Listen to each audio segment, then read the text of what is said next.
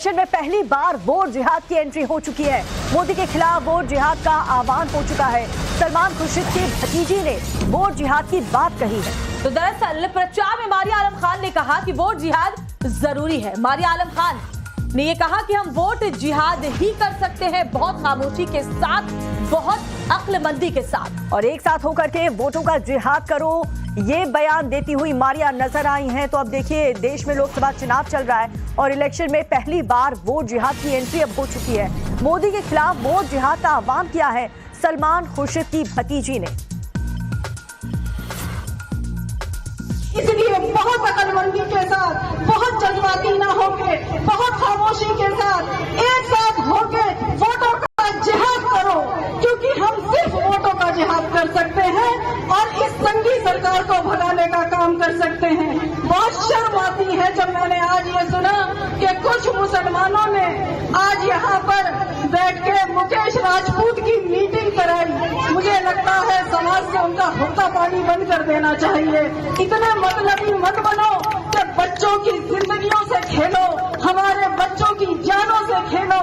आज कितने लोग CA/NRC में जेलों में बंद हैं और आपको बताने मुझे खुशी हो रही है कि उन बच्चों के कितने केसेस सलमान खुर्शीद साहब फ्री में लड़ रहे हैं। ये बहुत बड़ी बात है। हम लड़ रहे हैं, आपके लिए संघर्ष कर रहे हैं, लेकिन अगर आप साथ नहीं दोगे तो हम अकेले कुछ नहीं कर सकते, क्योंकि हमारी ताकत आप हो। तो बड़ी खबर आपको बता रहे, इलेक्शन में पहली बार वोट जिहाद की एंट्री हो चुकी है और आपने बयान सुना, मोदी के खिलाफ वोट जिहाद का आह्वान करती हुई मारिया यहां पर नजर आई हैं। उन्होंने कहा कि बहुत खामोशी के साथ, बहुत अक्लमंदी के साथ, एक साथ होकर के वोटों का जिहाद करो। इसलिए बहुत अकलमंदी के साथ, बहुत जज्बाती ना होके, बहुत खामोशी के साथ, एक साथ होके वोटों का जिहाद करो, क्योंकि हम सिर्फ वोटों का जिहाद कर सकते हैं और इस संगी सरकार को भगाने का काम कर सकते हैं। बहुत शर्म आती है जब मैंने आज ये सुना कि कुछ मुसलमानों ने आज यहाँ पर बैठ के मुकेश राजपूत की। राकेश त्रिपाठी इस वक्त हमारे साथ जुड़ चुके हैं बीजेपी की तरफ से। राकेश त्रिपाठी जी, आपने अगर मारिया जी के ये बयान को आपने सुना तो इस बयान को लेकर के आप क्या रिएक्ट करेंगे? पहले भी देखा है कि किस प्रकार से इस देश में लव जिहाद की बातें होती रही है, लव जिहाद के बाद लैंड जिहाद की बातें होती रही हैं और एक नई शब्दावली का इस्तेमाल अब किया जा रहा है, वोट जिहाद। ये वोट जिहाद कह के लोगों को भड़काने का प्रयास कर रहे हैं और साथ में वो मुसलमान जो भारतीय जनता पार्टी के पक्ष में आ गए हैं उनका हुक्का पानी बंद करने की अपील भी कर रहे हैं। ये पूरी तरह से आज ध्रुवीकरण करने का प्रयास है। इस पूरे मामले का निर्वाचन आयोग को संज्ञान लेना चाहिए और इनके खिलाफ कठोरता से कार्रवाई करनी चाहिए। आज विपक्ष इतना बौखलाहट में है, वो आज प्रधानमंत्री मोदी जी की विकास की योजनाओं के सामने बात नहीं कर पा रहा है, तो मजहबी ध्रुवीकरण करने के लिए हर प्रकार के प्रयत्न कर रहा है, लेकिन ये प्रयत्न विफल होंगे, ये चुनाव में पराजित होंगे। जनता ऐसे वक्तव्यों को समर्थन नहीं देती है। ये जिहाद करने की जो भावना है ना, इस भावना को उत्तर प्रदेश की जनता पूरी तरह से खारिज करेगी। ठीक है, हमारे साथ अमित जमाई भी जुड़े हुए हैं समाजवादी पार्टी से। जमाई साहब, जरा सबसे पहले तो दर्शकों को ये समझाइए कि वोट जिहाद, इसके जरिए क्या करने की बात कही जा रही है? वोट जिहाद किस तरीके से करने के लिए सिखाया जा रहा है? देखिए, उर्दू भाषा जो है वो भारत की भाषा है और इस मुल्क में एनडीए के खिलाफ जो पीडीए है, आदरणीय अखिलेश जी की जो स्ट्रेटजी है, पिछड़े, दलित, अल्पसंख्यक, गरीब लोग इस तानाशाह के सामने खड़े हो गए। और चाहे इवन तो मैं अभी पूर्वांचल में हूँ, इस वक्त जौनपुर में हूँ, चाहे वो क्षत्रिय समाज हो या ब्राह्मण समाज हो, पूरे प्रदेश में राकेश त्रिपाठी जी की पार्टी ने फेक इनकाउंटर ब्राह्मण समाज अमित जी, वोट जिहाद क्या है वो बताइए? वोट जिहाद के जरिए क्या करने को कह रहे हैं? और वोट, अभी मैं कह सकता हूँ कि हम वोटों का संघर्ष करेंगे इनके खिलाफ। संघर्ष, जिहाद से मतलब संघर्ष है। कोई तलवार बंदूक उठाने की बात नहीं हो रही है यहाँ पर। तो नरेंद्र मोदी के खिलाफ गरीब, किसान, दलित, पिछड़े सब खड़े हो गए हैं। राकेश त्रिपाठी कोई भी ध्रुवीकरण का कार्यक्रम बना ले, इनको सत्ता से वोट जिहाद ध्रुवीकरण है, वोट जिहाद ध्रुवीकरण नहीं है अमित जमाई। नहीं, वोट जिहाद नहीं है। देखिए, अच्छा, इस देश में सबसे जो प्रताड़ित समाज है वो मुसलमान है, दलित हैं, पिछड़े हैं। इन्हीं का तो नुकसान है। जब बाबा साहब का दिया संविधान जब खत्म हो जाएगा तो पहला नुकसान तो दलित का, पिछड़े का, मुसलमान का है। अमित जमाई जी, एक बार फिर आपको सुनवाते हैं। प्रधानमंत्री ने जो बार बार आप ये अनर्गल आरोप लगा रहे हैं कि संविधान बदला जाएगा, उसका जवाब दे दिया है। शायद आपने वो इंटरव्यू सुना नहीं। चलिए एक बार फिर से पहले मैं आपको सुनवा देती हूँ मारिया ने कहा क्या है, फिर आपसे समझूंगी इस वोट जिहाद का मतलब।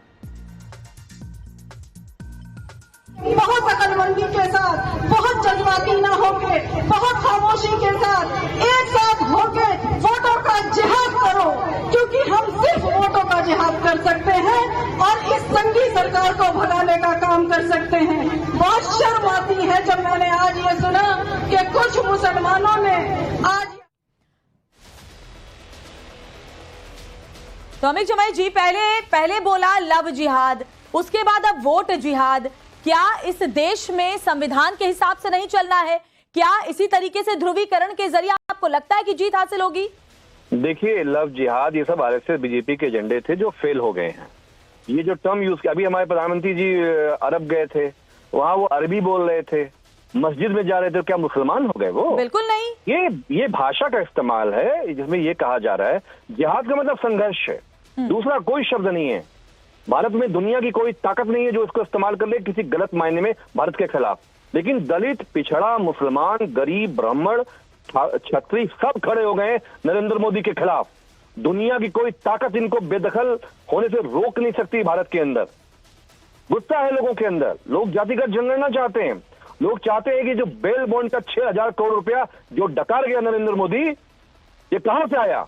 अमित जमाई जी, आप इतनी बड़ी बड़ी बातें कर रहे हैं, लेकिन क्या आपने इसके पहले के हुए लोकसभा चुनाव, विधानसभा चुनाव के नतीजे नहीं देखे? हर बार चुनाव के दौरान पहले तो आप इसी तरीके की बात करते हैं और उसके बाद ठीक रहा ईवीएम पर फोड़ते हैं। आप 2022 का अगर आप अभी विश्लेषण कर लें, 2.5 लाख वोटों से समाजवादी पार्टी माननीय अखिलेश यादव जी हम लोग हारे हैं। 2.5 लाख वोट कुछ नहीं होते हैं। 200 वोट, 400 वोट, 600 वोट हमें हराया गया था 22 में, और 24 में तो हम रगड़ेंगे ही। इस सत्ता को जाने से मैं कह रहा हूं, ना मीडिया का एक हिस्सा रोक सकता है जो उनका प्रवक्ता बना हुआ है, ना इस देश की कोई ताकत कॉर्पोरेट फोर्सेस उनको बचा सकती हैं। ठीक है, मारिया आलम खां के इस बयान को आप डिफेंड कर रहे हैं और साथ ही अपना समर्थन भी दे रहे हैं। अगर आप कह रहे हैं कि संघर्ष, वोटों की संघर्ष की बात यहाँ कही जा रही है, तो बहुत खामोशी के साथ, अक्लमंदी के साथ वोट का जिहाद करेंगे, ये क्यों कह रहे हैं? इन संघियों का तो कोई इतिहास नहीं है। मारिया आलम के जो पिता थे, मारिया आलम के जो दादा थे, मारिया आलम के जो दादा डॉक्टर जाकिर हुसैन थे। इस देश को बनाने में उन लोगों का रोल है, जामिया मिलिया इस्लामिया को खड़ा करने में रोल है। तो आप ऐसे परिवार के लोगों को अनर्गल एक शब्द पकड़ के 5 घंटे का चर्चा चलेगी, इसमें भारतीय जनता पार्टी को समर्थन नहीं मिलेगा। आप अमित जमाई जी, मुझे लगता है कि थोड़े दिन और आपको देखना चाहिए कि किस तरह से वोटों का जो रुझान है, जो परसेंटेज है, वो क्या इशारा करता है। लेकिन आप जिस तरीके की बातें कर रहे हैं, कम से कम इतिहास अगर हम देखें, पिछले कुछ चुनावों को देखें, तो वो तो आपकी बातों को तस्दीक नहीं करता। लेकिन बेहतर यही होगा कि देश में जहां सरकार सबका साथ सबके विकास की बात करती है, वहां इसी तरीके से वोटों के लिए अपील किया जाए, ना कि वोट जिहाद की बात की जाए। शुक्रिया आपका हमसे जुड़ने के लिए। विनोद हमारे सहयोगी हमारे साथ जुड़े हुए हैं। विनोद, मारिया का जो बयान हम सुन रहे हैं, देश में लोकसभा चुनाव चल रहा है, क्या इस बयान को इस तरीके से ना देखा जाए कि जनता को भड़काने की कोशिश की जा रही है? बिल्कुल, देखिए, जिस सभा में मारिया ये बोल रही थी, वहां पे किस समुदाय के लोग थे, कितनी बड़ी संख्या में थे। ये भी कहा जा रहा है कि सलमान खुर्शीद भी वहां मौजूद थे। हालांकि वहां पे कोई आधिकारिक समाजवादी पार्टी या कांग्रेस का झंडा नहीं लगा था, लेकिन ये एक चुनावी जनसभा है और चुनावी जनसभा में तमाम जो पार्टी के नेता होते हैं वो बोलते हैं। सलमान खुर्शीद फर्रुखाबाद से ही आते हैं और कांग्रेस के बड़े नेता है, विदेश मंत्री भी रहे हैं सलमान खुर्शीद। उनकी सभा में अगर इस तरह की बातें होती हैं, उनके घर के लोग ऐसी बातें करते हैं और वो उसको जायज भी ठहराते हैं। वो कहते हैं कि ये जो वर्ड है जिहाद, अगर वो वोट जिहाद कहती हैं तो वोट के लिए संघर्ष इसका मतलब है।